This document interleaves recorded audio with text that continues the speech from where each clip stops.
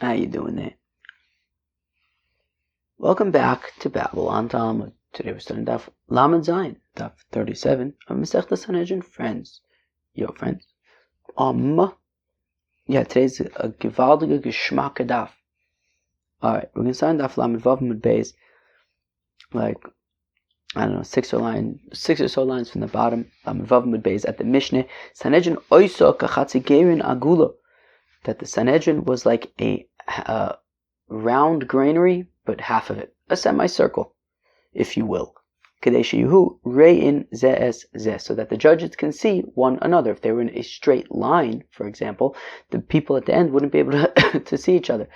But by having it as a half moon, so to speak, a half circle, so then the people at the ends can see, they're facing each other, they can see one another. Vishnei sofer dayanim omdin lifneim, and there will be two scribes of the judges standing before them, echad miyomin ve'echad mismol, one to the right and one to the left. V'chosven divrei hamazakim v'divrei mechayven, and they write. So each one. So there are two scribes, one to the right, one to the left, and each one writes both the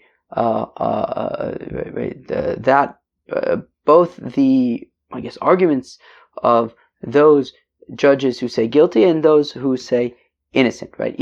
Each one of the scribes is going to write down all of the arguments, guilty, innocent, everything together, and they're both writing it down. And we have basically two records of the arguments. Rabbi Yehuda says shlosha. There are three scribes. Echad kosev divrei mazaken, ve'echad kosev divrei mechayven. Rather than both scribes being overwhelmed with writing everything, rather one scribe writes the divrei mazaken, the other scribe is responsible solely for divrei mechayven. V'ashlishi, in the third one, he writes everything. Kosev divrei mazaken v'divrei mechayven. Between those three, right, there's kind of a little bit less pressure on the ones who just have to do mazaken and just have to do mechayven. And then there's the third one with everything, so we can compare notes if necessary. Shalosh shuris shel talmidei chacham yeshvin lifneim, and there were 3 rows of Torah scholars that would sit in front of the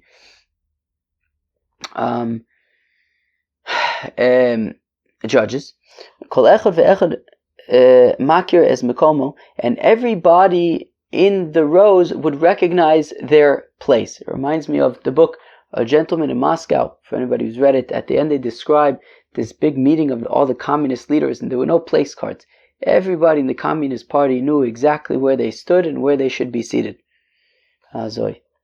Anyways, so here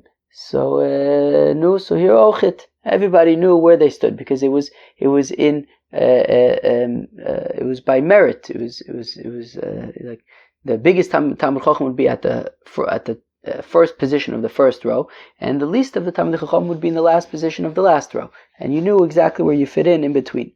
So hutzruchu lismoch, and now if they needed, let's say one of the judges was nifter, so they had to replace one of the judges. So they would take somchin min harishona. So they would take from the first available position, the first student in the first position of the first row.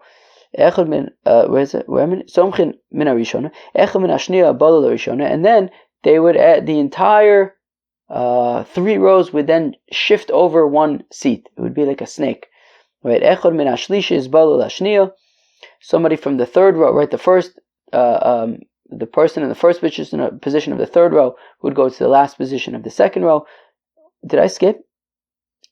The person from the first position of the second row would go to the last position of the first row. The person in the first position of the third row would go to the last position of the second row. And then from the sort of the rest of the people that were there who didn't have a position in one of the 3 rows, they would from the rest of the people there, they would find the biggest Talmud Chacham and put them in the last position of the last row to fill that vacancy. Umoshiven also bashlishis, and they would put him in the 3rd row. He would not sit in the place of the first person. I don't know if that means the the first person of the first row who was replaced?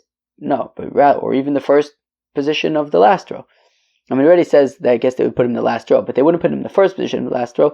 Eliyoshiv Makom Aroilo, he would go in the place that was fitting for him.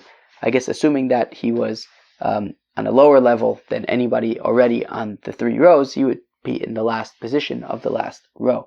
How do we know that? How do we know that the Bezdin was in a half circle? That the Sanhedrin was in a half circle. Amar V'acha bar Chanina, the verse says, "Shorech aga nasor," that your navel is like a basin of the moon, a moon basin. Ayechzer amozeg, and the mixture of the drink, like the wine dilution mixture, is not lacking. Vigomer, Shorech, your navel. So Sanhedrin, this is the Sanhedrin. Laman Kushma Shorech. Why is the Sanhedrin called a navel? Shehi Yosheves b'tibur shel olam, because it is in the middle of the world. The Sanhedrin, the Beis Hamikdash, is the middle of the world, just like the belly button is the middle of the body. Agan shimagina al kol ha'elam kulei, that the Sanhedrin protects, like a magen, like a shield, protects the ganze Welt, the entire world. Hasar shider l'sar, and it's called hasar because it's similar to a moon, at least a half moon. And depending on how the 3 rows were set up before them, I don't know if they were straight rows, those rows, or if they were in a half moon, because like that may have kind of filled the circle, so maybe it's like a full moon, because al yechzar amozeg, and the mixture will not be lacking. Shem hutzrach echad me'em lotze izrein im yesh esim v'shleisha keneged sanedre ketana yetziv im lavenu yetziv. Right, just like a mixture of water, you would have 2 parts of wine. You would have 2 parts water to 1 part wine. So here also, if you divide like the 70 of the Sanhedrin Gedola into 3, so you get like 23 and a third, I think, right? 23, 46, 69, and yeah. So it's like 23 and a third, Be'etzim.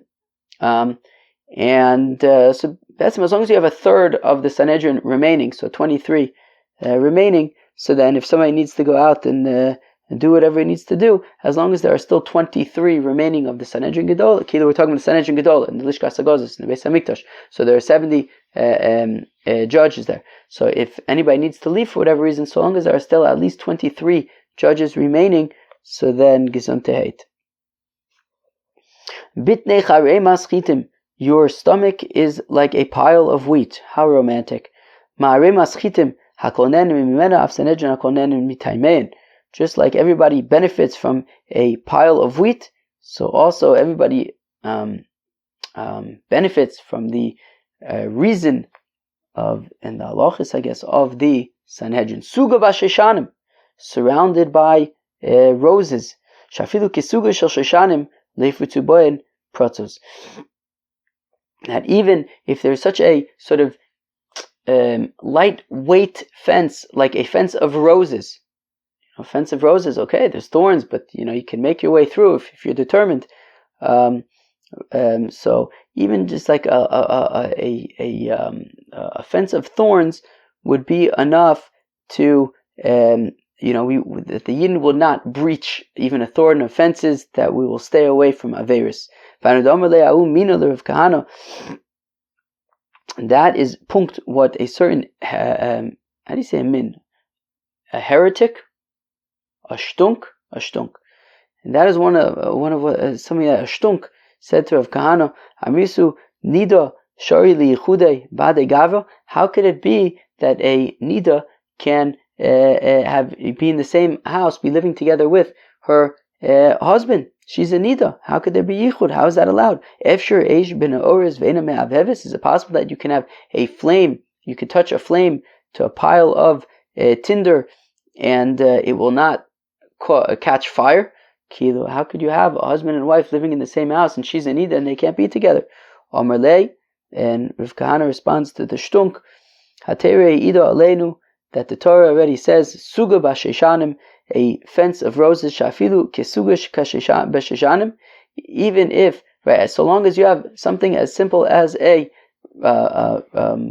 fence of roses, leifu tuba and pratzos, the Yidden will not sin, and therefore, so long as we know that it is also for a husband and wife to have relations when she is a nida, so then that would be enough, and we can assume that they will not have relations, and that is that. Rish Lakish, Omer says Rish Lakish Miyochaf in here, Kifelach Harimoin Rakosech, that your temples are like the pelach, the crown maybe, of a pomegranate. Afilu reikonim, right? Rakosech, reikonim, empty. Afilu reikonim shebecho. Even the empty ones among the Yidden, Malay and mitzvahs, Kariman, are nonetheless filled up with mitzvahs, like a pomegranate is filled up with seeds. Reb Zera says, Reb Zera Me'acha from here, Vayarach es reach begodov, that this is, I believe, Yitzchak with Yaakov. He smelled his clothing. Atikre begodov ela bogdov, rather say it's traitors, right? That even the traitors, even the shmendriks among the Yidden have a reach, have the right, have a good shmek, a good shmek. Hanu biryone de'avu b'shivavuse derib zera. There were certain shmendrik stunk nudniks. There were nudniks that lived in Reb Zera's town. Tava makarev lehu, and Reb Zera nonetheless would be friendly with these nudniks. He would be makarev them. Keruv would bring them close. So that they would do tshuva. But the other rabbis did not like that Reb Zera was spending time with nudniks. But sure enough, when Reb Zera passed away, Amr, they said, these nudniks said, what are we going to do? Until now, so long as Reb Zera was alive, he would pray for us, he would take care of us, so we can continue being nudniks.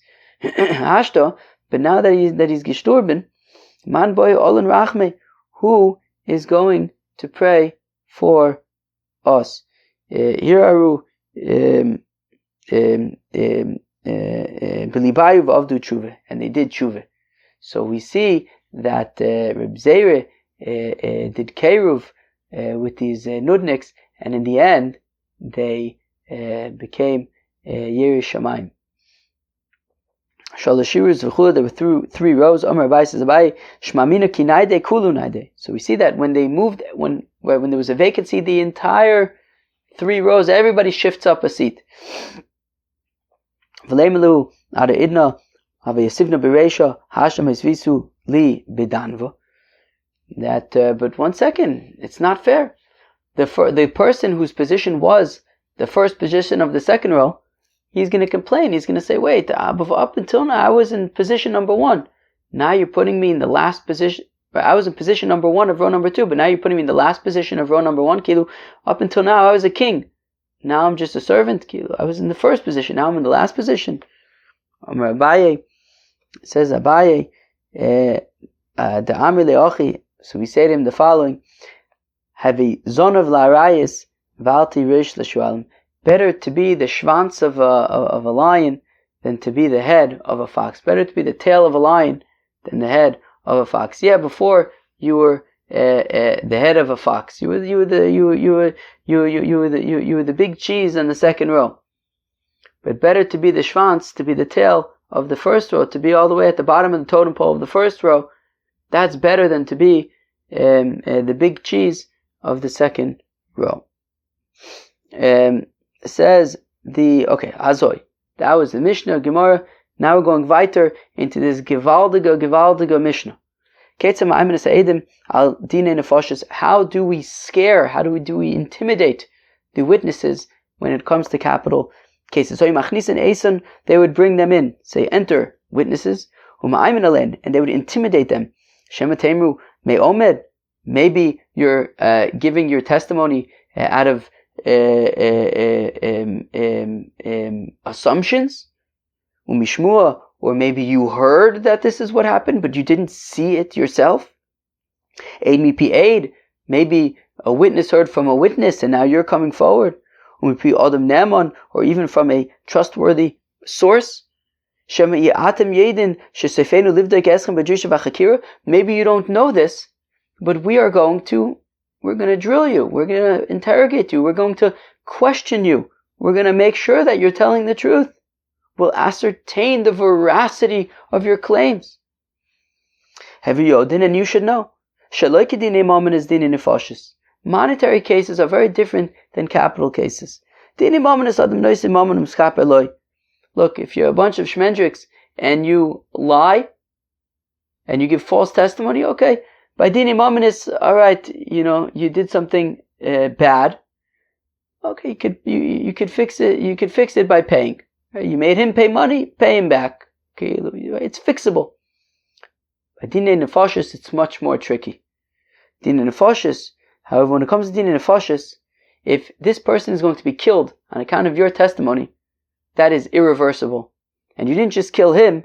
Domoy v'dam zar esav tluyin bei ad seifa elam. That you didn't just kill him, you killed him and all future generations. Shekin masinu beKayin, we see with Cain. Shaharages Ochiv, that Cain killed his brother Hevel. Shneimar, the Apostle says, Kol demei achechat seyakim.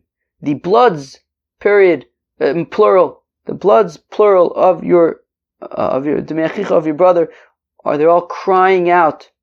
Enomer dom achicha, ele demei achicha. Doesn't say your brother's blood, but rather your brother's bloods. Dom v'dam zar Esav, his blood and the blood of his offspring for all generation. Imagine if Cain did not kill Hevel. We would have twice as many people in this world, I guess. So the cries of 7 billion people. Are we up to 8 billion now? How many people are we? The cry of billions are crying out. That's probably a very overwhelming cry. Alternatively, that his blood was thrown on the wood, on the trees, and on the stones, as we're going to see about this in the Gemara. Now, Chaver, listen to this. And continue the judges in their intimidation of the witnesses. Lifichach, nivra adam yichidi. And this is punct why man was created alone. Why didn't God just create a whole bunch of people? Create a neighborhood, create a town. Why did he create one person? To teach you nefesh achas mi Yisrael, to teach that anybody who kills, who destroys one soul from Israel, it's treated ki'ilu ibed elam male. It's as if he destroyed an entire world. Because after all the billions of people that exist in this world come from Adam HaRishon, come from one person. Adam HaRishon had in him the potential for all of the people, for all of the world that we see. All is traced back to one person. And that when you kill one person, you kill the entirety, right? You kill a whole world, a whole future, a whole, future, like whole world. From what it all stems from one person. That's how intense it is and significant it is to kill one person. And also punkt fakert. Anybody who saves one person, look what you saved. It's treated ki'ilu kiyem olam mali. He saved an entire world. Additionally, why was man created just one of them? That nobody should ever have a claim against his friend, my father is greater than your father. All our fathers are the same. We all come from Adam HaRishon. Everybody that exists comes from Adam HaRishon. Everybody is equally as great as the next. Everybody's father is equally as great as the next. Everything ends up coming back to Adam HaRishon. And said the what do we call them? Shtunks? That the shtunks should not say that there are many deities in the heavens, right? If multiple people were created at once, then you could say there were multiple deities. This one created this person, that one created that person. But no, one person was created by one deity. And to attest to the greatness of God, that a person who has a mold for a coin, and he molds several coins, all of those coins will be identical, because they came from the same mold. They're all identical. But the Rebbeinu Shalom, every single person, me, you, the next person, they all are molded from the same mold, the mold of Adam Arishan. Add the primordial Adam, primordial man. And yet each and every person is unique.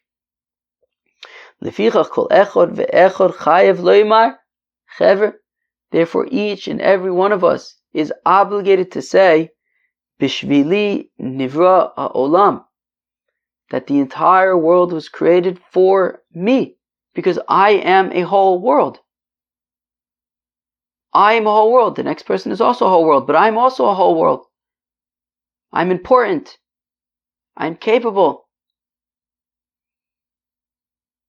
I'm a whole world. And as Rashi points out, I'm as important. I am as important as a whole world. He then continues, Rashi says, and therefore I won't sin, so as not to destroy a whole world. A person has to think to himself, the world is created for me. I am a whole world. And now maybe you're going to say, no, the judges are really digging in to these witnesses. Mamish. He's going to get killed. You're going to, billions of people are going to be crying out from the ground. The witness is going to say, wait, you know what, I'm going to go home. Or better yet, I won't even come in the first place. How come I need this? I didn't ask for this. I didn't ask to see Reuven kill Shimon. I would have much preferred to just not have to deal with this. But the Pasuk already says, look, if you're a witness, you have to witness. You have to testify. The Pasuk says, maybe you're going to feel bad for the murderer. Maybe you're going to say, wait, how can we essentially cause this person to be killed? That's going to be on us. The Pasuk says that when the evil are destroyed, it is a reason for rejoicing. Azoy. Reb Hillel Lester, we're going to see on Daf Lamed Tes, a Gemara that we looked at together a few months ago.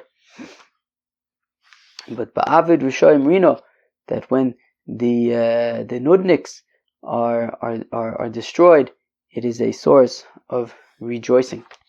Says the Gemara, Tanarabban Ketzad Me Omed.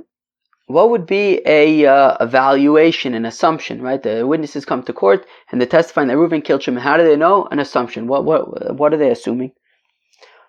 Omerloin shemakach reisim. So the judges, the interrogators say to the witnesses, maybe you saw the following: Shuratz acher chaveru lechurva, that you saw Reuven chase after Shimon into some abandoned building.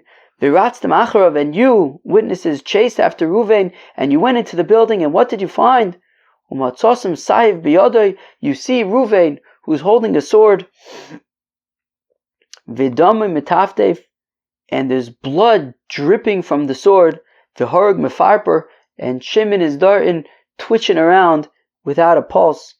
Imkach reisem, lo reisim klum. If this is what you saw, forget about it. If you didn't see Reuven kill Shimon, you've seen nothing.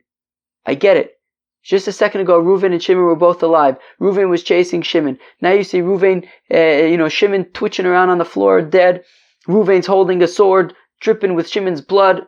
If you did not see the slice, you did not see anything. Tani, we learn in the Brisa. Omer Shimon ben Shatach, Shimon ben Shachat, Erev ben Achama im lo reisi echad shirotz acher chaveru lechurva. He says, I saw somebody chasing after somebody else into an abandoned building. And I chased after him. I saw he was holding a sword. And there was blood dripping. And there was a victim, a korban, who was twitching around. I said to him, Rasha, Shmendrik, worse, Nudnik, who killed this fellow who's twitching around like this? Either I did it or you did it. And I'll tell you something, it wasn't me. Avo, but ma'aseh, what can I do? Shein dam chamasu biyadi, I can't get you killed. Sharei amra teira, because the teira says al pishnayim edim you must hames, that you require 2 witnesses to kill somebody. Now the thing is, the point is that the issue here wasn't actually that he needed 2 witnesses. Even if he had 2 witnesses, he didn't see the actual killing. So I think so. If somebody says, what is Tosfos saying in the Ma'aseh? Yeah,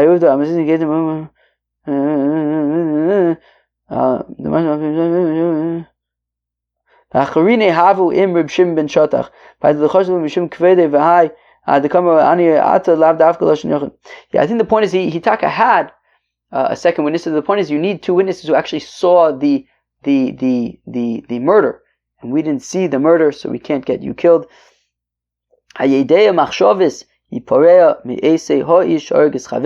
But God, who knows thoughts, is going to exact retribution from the murderer, from you. Amru, they said, they didn't go nowhere. That a snake came and bit the perpetrator, and he died. So Kilushim ben Shatach says, look, I can't take you to court because I didn't see you actually slice this victim, and kill him. But God will exact retribution from you. I leave it to God. Sure enough, immediately he was bitten by a snake and died. But 1 second, I don't understand. Why would this murderer have been bitten by a snake? I get it, he has to die. But out of all ways to die, why snake? Snake venom basically burns you up inside, which is similar to sreifa. But he wasn't chayiv sreifa for this. Murder is a chiyuv hereg. You plop off his head. It's not sreifa, it's hereg. V'amar right, saif. V'amar of Yosef, it says of Yosef, from the time that the holy temple was destroyed, Sanhedrin, even though there's no longer Sanhedrin, we still have capital punishment. Lo badlu, what do you mean? We still have capital punishment. V'abadlu, we don't have capital punishment anymore. There's no Sanhedrin, there's no capital punishment. What are you talking about? Eladin, lo badlu. The sentiment of the 4 capital, the 4 Arba Mitzvahs Bezdin, the Arba Mitzvahs Bezdin still exists. What does that mean? It means Mishin is chayiv skila. A person is chayiv skila, onofim and agago chayiv derasto. So what's going to happen? He's going to fall off of a roof, or a wild rabid beast is going to pounce on him. These are similar to skila. Mishin is chayiv sreifa. Somebody who's chayiv sreifa, onofa b'teleka will fall in a fire. Onochash makisho, or a snake will bite him, and then the venom will burn him up inside. Similar to sreifa, right? So we can't actually burn this guy up, but God will arrange that he will be burnt. He'll fall in a fire, he'll get bitten by a snake. So we see that being bitten by a snake means that you were chayiv sreifa. Now the thing is, this guy was a murderer. He's chayiv saif, not sreifa. Mishin is chayiv ariga. Somebody's chayiv saif. Or nimsa lemalchus. Either he'll be handed over to the king, and the king will plop off his head, or listed by an olive, or bandits will attack him and plop his head off. Somebody who needs to be strangled, or tovei banar, he'll drown in a river, or meiz besrunki, or he'll die with srunki. So therefore, why was this murderer bitten by a snake? It would make more sense that he should be handed over to the king, and the king will plop off his head. They said, yeah, but he must have had another thing that he did for which he was chayiv sreifa, because the Amar we said Mishin is chayiv shtei mises bezdin nidon b'chamur. If somebody is liable for 2 capital punishments, he will receive the more stringent of the capital punishments. So therefore, yeah, sure, he's a murderer, but he also could have been a something else, and for which he would have been chayiv sreifa, and he therefore received streifa for the other thing that he did. May omer from assumption, bedinin nefashis hu tiloim dinin. Okay, so our Mishnah says that by dinin nefashis we say, hey, make sure you're not making assumptions here, implying that by dinin mamanis you can make assumptions. Ha bedinin mamanis am dinin, you can make assumptions by dine mamanis. Kiman, who is this like? Rab Acha, it's like Rab Acha the Tana that we learned in the Brayso. Rab Acha Omer says, Rab Acha Gomela Eicher ben Agmalim. If you have a camel that I think is mating, and among the other camels, V'nimtza Gomel Harug B'tzido, and there was another camel found dead next to this mating camel. B'yadua Shezeh Arago. So we could see, so you can assume that the mating animal killed this animal that is found dead next to it. So you see, by dini mamanis, we can make assumptions. So we say that by dini, so Aramish is saying by dini nefashos, we're saying make sure you're not assuming anything, implying that by dini mamanis, assumptions are fine. This seems to be in line with Reb Acha, who says that by dini mamanis, you can make assumptions for the taimich. But one second. So we're assuming that because the Mishnah mentioned assumptions by dini nefashos, therefore assumptions are acceptable by dini mamanis.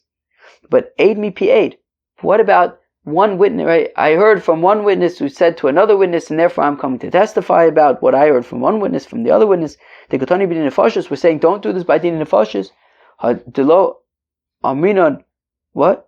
B'din nefashos who delo aminon? How b'din nefashos aminon? So are we saying that that's specific to din nefashos? Hearsay is not allowed by din nefashos, but hearsay is acceptable by din mamanis. V'atanabu learn the Mishnah who amarli. But if the witness says, well, Ruvain told me that he owes Shimon $100, but not in front of Shimon. Shimon wasn't there.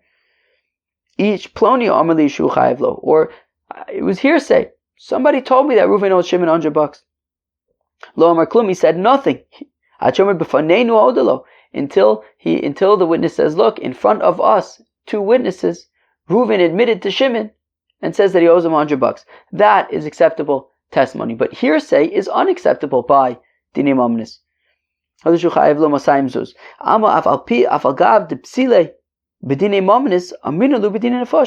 we see that by hearsay, even though it is not allowed by dini mamanis, we say specifically by dini nefashos. Even though it's possible by dini mamanis, we say it by dine nefashos, not to imply that it's permitted by dine mamanis, but what does Rashi say? Laharbos advarim ulefarish la'ayim uv'dine mamanis lo ichpas lon la'ayim aleim kokach. So by dine mamanis, we don't need to threaten them so much in the same way that we do by dine nefashos. So we have this written by dine nefashos about the assumptions. But it would be, so it's specifically written, and we intimidate them. Maybe make sure you're not assuming anything. We say that by dini nefashos, but at the same time by dini mamanis, you wouldn't be able to testify based on assumptions either. Amar Yehuda brei Reb Chia. Reb Chia had two sons, Yehuda and Chizkiah. Says Reb Yehuda brei Reb Chia. Also kain behevel achiv chaburis ptzias. Right? It says demei achi. Right? Was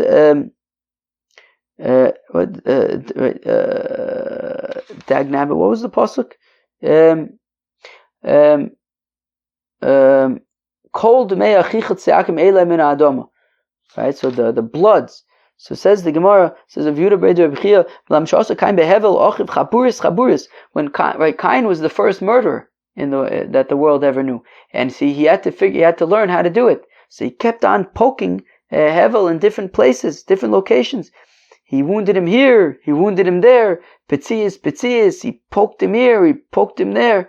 He doesn't know how Hevel's spirit would leave him. Until finally Cain reached Hevel's neck and gave a slice, and that was that.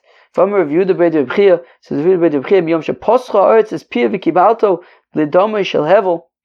From the day that the land opened its mouth and received the blood of Hevel, shuv loy poscha, the ground never opened up again. Shenemar miknaf haaretz, from the edge of the land, zmira shamaynu, we heard songs, tzvila tzaddik, praise, I think, for the righteous. Miknaf haaretz, from the edge of the land. Velomi pi'arts, but not from the open mouth of the land. Eisve, we have Eisve Chizkiah, Ochiv, but Rav Yehuda, Breder Bchia's brother Chizkiah, asked him the following kasha. Vatiftach haaretz es pia. It says by Kerach that the land opened up its mouth. So we see that subsequently the land did open up its mouth. Amle l'ro'a pascha, the tevele pascha. Sure, the land may have opened up its mouth for evil, but not for good. From Rav Yehuda Breder Bchia, galus michaperes oven mechza, that exile atones for half of a sin. If it says initially by Kain vayisa nov vanod, this is how I understand the raya. That initially it says that Kain was just going to wander around from here to there forever. Well, the Vasov says and then it says Vayoshev, that he finally settled, but Be'eretz Nod, in a land of wanderers. So Keilu, he settled, but it was still a place of outcasts and wanderers. So it was like Chetzi. So he wandered around enough. He ended up getting some level of settlement, but not proper settlement. So he was kind of atoned half, but retained half of the punishment. Amr Rav Yehuda, what's the vav? Okay, Amarav. Golus mikaperes shloisha dvarim. Exile atones for three things. Shneimar, as the Apostle says, Ayoshev ba'ir azos, that anybody who stays in Yerushalayim, this is what? In Ezekiel? This is from Jeremiah. Ayoshev be'ir azos, anybody who remains in this city, Yomos becherev, barov uvadover, is going to die from sword, famine, and pestilence. Pestilence? Dever. Three things. Vayotze, but if you leave the city, vinofal? No. Vinofal. Elakastim, but if one who leaves and falls to the Kasdeans, Hatzorim Aleichem, that are besieging you, you will live. And you will be a captive. So we see that that by going into exile, you will be spared from Cherev, Rav, and Dever. Rabbi Yochanan says that exile atones for all. Shneimar, the Apostle says, Kisvu es ha'isha zeh ariri. Right, this person Yechonia is going to be childless. Gover lo yitzloch, biyamav ki lo yitzloch mizaro ish yoshev al kiso al kisei David u'Moshel od beYehuda, that he will not have any offspring who will be the king of Judah. Uvasu degola ksiv, but after he was exiled, it says uvnei Yechonia osir shaltil beno, but he had children. Osir shaltil, osir sheibarto imoy bebeis asurin. That his name is Osir because his mother conceived him in jail. Shaltil sheshasloi el shalekederech anishtolen, that he was conceived and his seed was planted not in the normal way that seed is planted. That a woman does not get pregnant when if they have bia when she's standing. Venus abba me'umad, but she did conceive even though she was standing during bia because the jail cell was so narrow. Alternatively, shaltil shenish al aloso kel, that God I guess did was somehow able to be his matir, is like neder, I guess. That God said that Yechonia is not going to have any offspring, and he's certainly not going to have any offspring who are going to be the king of Israel. And yet we see that he did have offspring, Osir, Shaltiel, and his offspring did ultimately come back and bring the back to Eretz Yisrael. Zerubbabel, Shenizra, Bebavel, Umashmoy, Nechemia ben Chachalya, Shmoy. That Zerubbabel was conceived in Bavel. Who's Zerubbabel? Nechemia ben Chachalya. That was Daf Lamed Zayin, Masechet Sanhedrin. Some very, very interesting stuff there. We learned two Mishnayos today. Mishnah about the Sanhedrin and how they would sit, and the scribes and how they would shift and that. Right? We had the famous Afilurei Konin Shebuchom B'lei Mitzvahs Karimon. We then got to a new Mishnah about how they would intimidate and interrogate the judges although we're going to get more into the interrogation soon, but how they would intimidate the judges for Dinei Nefashos. And we got out into all sorts of things about how Adam HaRishon was created alone, and B'shvili Nivra Olam, all sorts of very interesting and things, and how nowadays, even though there's no capital punishment, but there's the spirit of capital punishment. Very, very interesting things. Peace out.